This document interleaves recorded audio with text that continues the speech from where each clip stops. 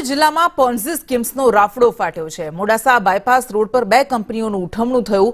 ઓમટેક અને એઆર કન્સલ્ટન્સીનું ઉઠમણું થયું। રોકાણકારોના કરોડો રૂપિયા સલવાઈ ગયા હોવાની શક્યતા છે। મહિનાના 5 થી 22% સુધીનું વ્યાજ આપ્યાની વિગતો મળી રહી છે। કંપની દ્વારા વ્યાજ આપતા ફોટોગ્રાફ પણ વાયરલ થયા છે। મોબાઈલ જેવી મોંઘી ગિફ્ટ આપ્યાના પણ ફોટોગ્રાફ છે। બીઝેડ બાદ હવે સંચાલકો પુરાવા નાશ કરીને ભૂગર્ભમાં ઉતરી રહ્યા છે। એક બાદ એક આવા પોન્ઝી સ્કીમ ચલાવનારા ભાગી રહ્યા છે। દુકાનોના શટરને કલર મારીને તાળા મારી સંચાલકો ફરાર થઈ ગયા છે। વધુ વિગત સાથે સંવાદદાતા શૈલેષ પંડ્યા આપણી સાથે જોડાઈ ગયા છે। શૈલેષ, બીઝેડનું આખું કૌભાંડ સામે આવ્યું, એ બાદ હવે સામે આવી રહ્યું છે કે સાબરકાંઠા અને અરવલ્લીમાં તો આવા કેટલાય રાફડા ફાટ્યા છે।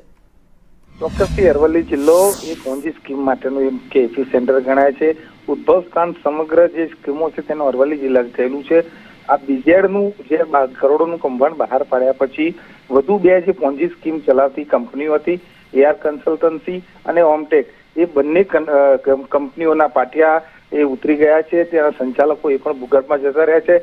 કહેવાય છે કે 5 થી 22% સુધીનું જે સંચાલકો દ્વારા ગ્રાહકોને વ્યાજ અપાતું હતું, મોટી મોટી લાલચો અપાતી, તેના ફોટાઓ પણ વાયરલ થઈ રહ્યા છે।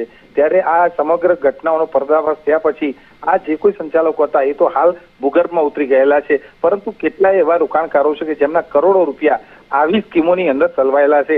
એ પ્રકારની ચર્ચા જણાઈ રહી છે। જી બિલકુલ, આભાર આપનો।